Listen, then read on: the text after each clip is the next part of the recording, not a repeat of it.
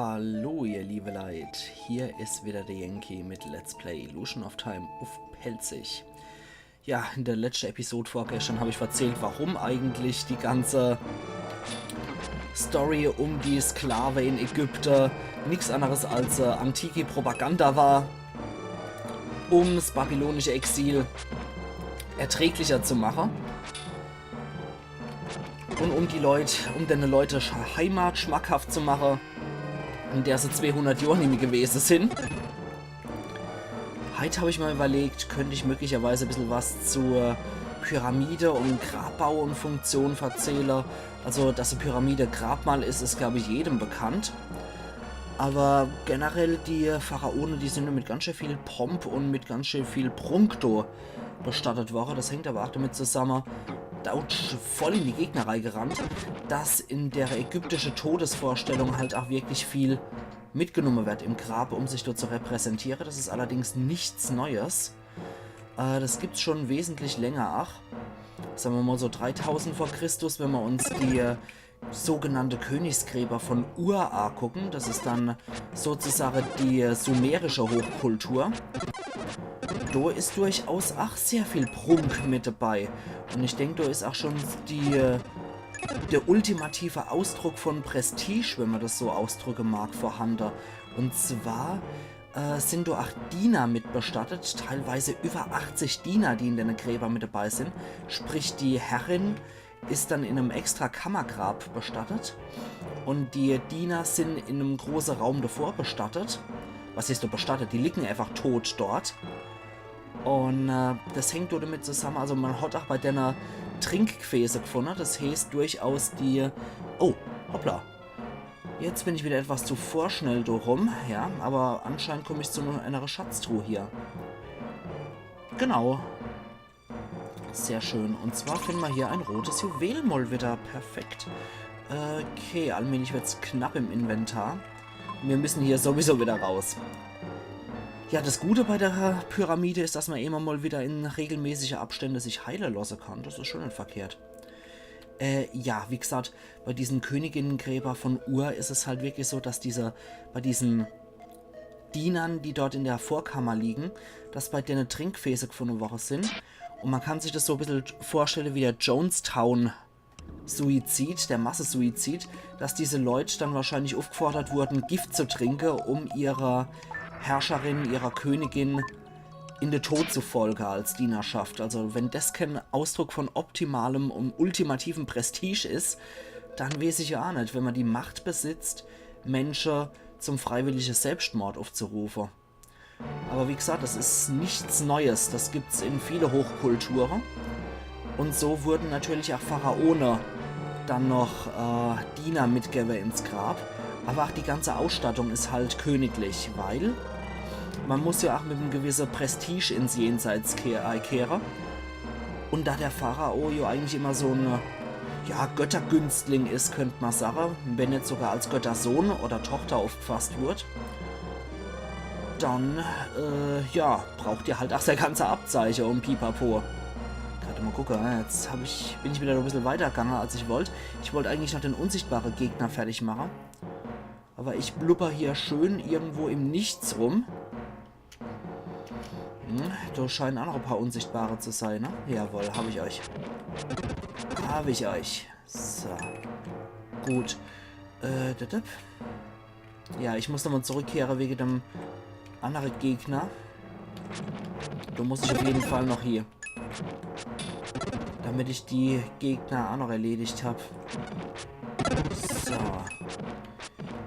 Die Mumie wiederum, das ist sowas schön ägyptisches, eigenartiges. Diese bandagierte Mumie, die gibt es eigentlich sonst in keinere Kultur. Ich meine, normale Mumie, die vertrocknet sind, so wie die mumifizierte Körper halt aussehen, die gibt es immer mal wieder. Der Ötzi ist ja auch eine Mumie, wenn man so will, obwohl der halt auch nie ordentlich bestattet wird. Aber der zählt ja auch als Mumie. Aber diese klassische ägyptische Mumie mit Bandage, das ist dann doch schon wirklich Ägypten einzigartig und ja, so unikat für Ägypter, könnte man sagen. So, da. Sind hier noch welche? Nö, keine Fratzen mehr in der Nähe. Aber hier sind noch welche. Ja, da blitzt schon wieder auf. Ja, das ist schon etwas gefährlich hier in dem Level.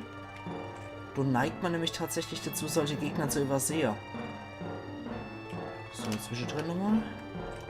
Da kommen wieder diese Horus-Krieger. So. Man sollte auch dazu sagen, dass nicht immer der Sonnengott Ra wirklich der wichtigste Gott war in Ägypten. Tatsächlich ist auch der Horus für sehr lange Zeit einer von den wichtigsten Göttern in Ägypten. Wenn nicht sogar der wichtigste Gott. Jetzt haben wir auch so Hieroglyphe mit Falke drauf gefunden oder mit einer Eule oder irgendwas in der Art.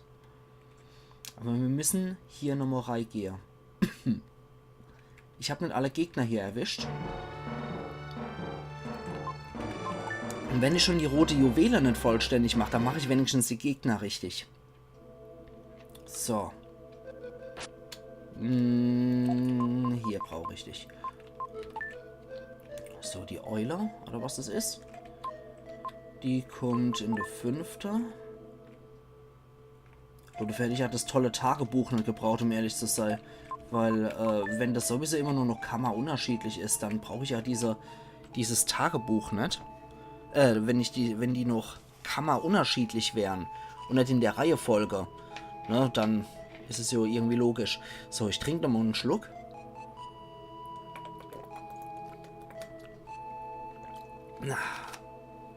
So, von einem viele Gebabbel. Von einem viele Gebabbel ist mir jetzt der Halsdruck geworden. Alle hopp. Es wird auf jeden Fall nochmal geheilt und gespeichert. Also nicht geheilt im Sinne von ich heul, sondern wirklich ich lasse mich heilen. Und dann geht's weiter. Solala. Hopp. Und noch Morai. Ich will jetzt nochmal die Gegner erledigen. Und dann können wir uns um den 6. endgültige Pfad in der Pyramide kümmern. So, hier ist noch ein Gegner übrig. Das ist der Ende Hansel, den ich übersehen habe. Aber den machen wir auch noch platt. Hier führt ja kein anderer Weg mehr vorbei. Hier muss ich rum. Ja, ich sollte das also mal wirklich etwas langsamer agieren, merke ich. Ja, da muss ich rechts rum. Links rum ist dann wieder der richtige Weg. So. War der hier schon? Ja, der war hier schon. Okay. Gut, dafür gibt es sogar noch Lebensenergie. Yay, wir haben den letzten Knubbel gekriegt. Geil, oder? So. Ja, jetzt brauchen wir nur noch einmal Lebensenergie. Und dann können wir das Zeug auch ganz auffüllen. Dann haben wir wirklich alle Lebensenergie gekriegt und haben dann alles richtig gemacht. Insofern, als dass wir alle Gegnerpartie fertig gemacht hätten, wo wir Lebensenergie kriegen.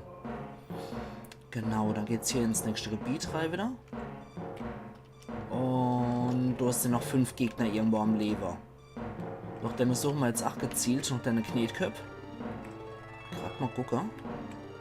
Da sollte ich vielleicht nicht noch runtergehen, sondern hier rum den Weg entlang. Genau, da ist ja schon so ein Horus-Kopf. So. Ja, der Horus-Falke halt auch sehr beliebt bei der Ägypter als Darstellungsmotiv an bei mythischer Szene. Waren sie das? Heidewitzka, Entschuldigung. Das war verschluckt. Igitt. So, hier muss noch irgendwo ein Gegner sein. Ja, ich finde das ekelhaft, wenn ich mich da verschluck. Das muss nicht sein. Ja, da ist der letzte Hansel noch. Und der gibt uns noch ein Angriffs-Upgrade. Sehr schön. Gut. Dann hätten wir soweit ja eigentlich auch alles wieder korrekt. Jetzt muss ich nur noch mal den richtigen Weg finden. War das hier lang? Ich bin mir nicht mehr so sicher. Könnte sein. Nö. Eher nicht. Okay, Tja, jetzt muss ich einfach nur mal rausfinden hier. Und vielleicht doch so lang. So, das werden wir schon noch finden. Ja, genau, das sind wir schon. Okay. Perfekt. Da haben wir alles rausgenommen, was möglich war. Und dann geht's jetzt ins letzte Gebiet hier rein. Ja, mit viel Glück könnte man das alles noch packen. Aber es könnte auch wieder sein, dass ich mal wieder so ein Drecksack bin wie immer. Und dann vor dem letzten Eis setze, dann nochmal meinen Cut setze, wenn wir das hier gemacht haben. Je nachdem, wie lange es dauert. Schauen wir doch einfach mal.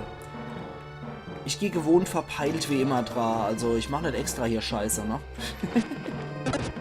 Da muss das hier in dem Gebiet gewesen sein, wo dann bei deiner Mumie der weitere Weg zu finden ist. Weil ich habe das noch in Erinnerung, dass irgendwo tatsächlich mal so Treppe drin waren, dass ich da entlang muss, wo die Mumie standen. Und bevor mich jemand frucht so nebenbei, weil das hier schon jetzt aufgekommen ist in dem Part oder generell in dem Let's Play. Nee, ich habe bisher noch keine Mumie gefunden. Also weder eine ägyptische Mumie, noch eine,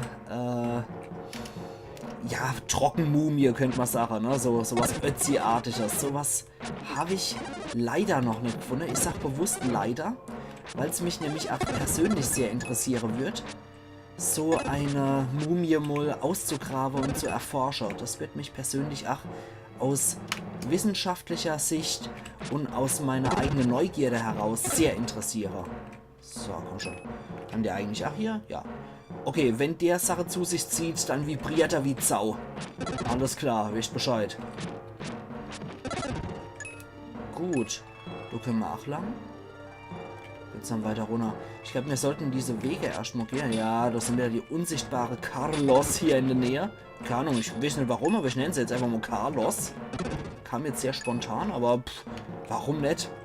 2 Gegner sind noch übrig. Das war der vorletzte. Einer wuselt noch hier irgendwo in der Gegend rum. Kann's auch nicht sein, oder? Aber das finde ich auch definitiv sehr cool gemacht hier mit der Treppe. Als ich das erste Mal gemacht habe, weiß ich noch, wie ich hier geirrt bin und habe das ums Verrecken nicht gefunden, bis mir aufgefallen ist, dass hier Stufe A gedeutet sind. Ach ja. So, warte mal. Irgendwo ganz weit rechts unten soll noch was sein. Gott, wie das klingt, ganz weit rechts unten klingt schon fast wie politische Ausrichtung. So, komm. Hier musste irgendwo noch was sein. Ja, hier muss ein unsichtbarer noch stecken. Ja, habe ich dich mal wieder übersehen. Carlos. So. Alle ab. Gratis-Heilung gibt es auch noch oben drauf. Und wir haben alle Knubbel erreicht. Wir haben die maximale Lebensleiste jetzt erreicht. Das ist schon ziemlich gut. Und dann können wir auch ins Gebiet weiter vordringen. So, hier war es noch nicht. Aber dann muss es hier gewesen sein, oder? Huch! Warte mal. Das ist nicht gut. Das ist nicht gut. Okay, aber die Gegner, ja, die Gegner sind wenigstens weg. Alle hopp. Alter, ich und Orientierung. Ohne Scheiß jetzt mal. Ich und meine Scheiß-Orientierung. Ich wünschte mal, als ich hätte es nicht, dass ich so verpeilt bin, was die Orientierung angeht. Ich bin da hundsmiserabel drin. Man könnte mich wirklich 5 Kilometer von meinem Dorf entfernt aussetzen und im Kreis drehen und ich würde nie mehr heimfinden. Ohne Navi. Ich bin bei sowas absolut grottenschlecht und beneide jeden, der so eine gute Orientierung hat. Warte mal. Warte mal, hat er mal eine Gaula. Ich weiß jetzt schon echt nicht mehr, wie ich langgelaufen bin. Ich spiele das nicht, ne? Also, es ist jetzt nicht so, dass ich das hier vortäusche wird. Ich weiß es tatsächlich einfach nicht mehr. Aber hier bin ich wieder richtig. Alter Falter, ich in meine scheiß Orientierung, ohne Witz. Okay, 70 Gegner gibt's noch hier. Okay, der Schatten von der Mumie ist anscheinend schon in mich gefahren bei der 2 und löst sich dann auch auf. So, da muss ich noch lang. Ja, ich wäre schon hier kühler. Aber wie gesagt, alle Dungeons, wo man wirklich so große Orientierung braucht, sind nichts für mich. Ich glaube, du kannst Tinoe Arelit der Fuß singen. Das ist auch so ein Grund, warum sie mir so unglaublich sympathisch ist als Let's Playerin. Weil sie einfach authentisch ist. Und ich mich damit auch sehr identifizieren kann, weil ich selber auch so ein absoluter Orientierungsloser bin. Ich finde es auch bei Leuten persönlich, na, jetzt fehlen mir gerade wieder die Worte. Ich finde es bei Leuten persönlich auch sympathisch, so rum, wenn die einfach so ein paar Schwäche haben, weil kein Mensch ist perfekt und eher diese Leute, die so angeblich perfekt auftreten, die finde ich meistens sehr skurril. Bei denen kann irgendwas nicht stimmen, deswegen, wenn jemand so Fehler hat und die auch offensichtlich hat, dann finde ich das meistens bei Menschen sehr sympathisch und macht die einfach menschlicher. So. Aber genug wieder andere Leute in der Arsch gekrochen. Wir machen, dass wir hier rauskommen aus dem Quatsch. Das dürfte es auch gewesen sein. Ich schätze, haben wir hier auch nicht. Okay, es ging doch nur 5 Minuten in etwa. Dann holen wir uns doch das Ding jetzt. Und ich habe mal die letzte Hieroglyphe erhalten. Perfekt, sehr schön. Ja, dann könnte man möglicherweise schon mit was anfangen, bevor wir... Ja. Ich will jetzt für all die, die es noch nicht können, möchte ich jetzt nicht vorweggreifen. Aber ich gehe auf jeden Fall schon in den Raum rein und setze die Hieroglyphe ein, weil 16 Minuten, das ist schon etwas wenig. Da überziehe ich dann doch lieber, als dass ich 4 Minuten zu kurz mache. Das ist dann doch etwas blöd. So. Ich glaube, ich muss mich sowieso in eine Willi zurückverwandeln, aber wenn, dann macht das Spiel von sich aus. Ich bleibe jetzt erstmal hier der Shutter. Und wenn wir gezwungen wären, uns zurückzuverwandeln, dann wird das wahrscheinlich so oder so passieren. Oder wir müssen es halt von uns aus machen. Begib dich lautlos nach links.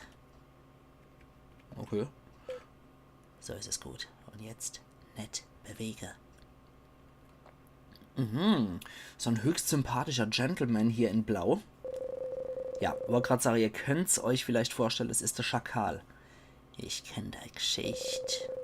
Ich habe von einer alten Biotechnologie gehört, die das Licht von einem Kometen nutzt. Das warst du. Mit der Gabe, deinen Körper zu verändern, kannst du alles erreichen. Die Menschen werden dich arbeiten. König Edward hat mich damit beauftragt, ihm deine Kräfte zu bringen. Mein Papa? Ja, es ist dein Papa, aber er sagte König. Er wird alles machen, um noch mehr Macht zu erlangen. Er ist wahrscheinlich noch böser als ein Teufel wie ich. Er ruft mit. Egal. Mir geht's nur um Geld, um Reichtum. Folg mir jetzt in Edwards Schloss. Der Willi, Herr der Flüstern. Spiel die Flöte, Willi. Okay, dann machen wir das halt, ne? Schnell zurückverwandelt. Und, ja, bloßt du jetzt hier den Marsch, oder? Ah, wart beim Eissetzen, bis du alle Tafeln hast, ne? Wenn du näher kommst, muss ich das Messerle benutzen. Okay, benutzt die Flöte. Ja, ne? Das ist halt das, ja, weiter komme ich doch nicht hier. Du vielleicht und tja, wird wohl nichts. Ah, wir hängen hier was, genau. So war das. Ich sollte nur weg von den Statuen. Die haben gesagt, man soll hier nicht besonders viel Krach machen, denn Grund erfahren wir gleich.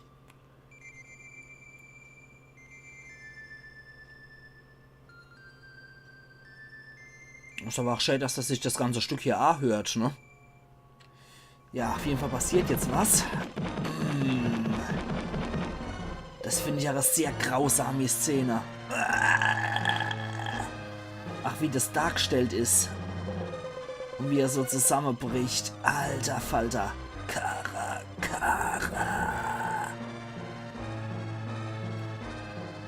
Boah. Das fand ich als Kind immer unglaublich grausam und es gibt für mich keinen schrecklicheren Tod als Verbrennungstod. Deswegen, das fand ich als Kind schon unglaublich grausam. Willi, warum nur hassen sich alle Menschen? Ich.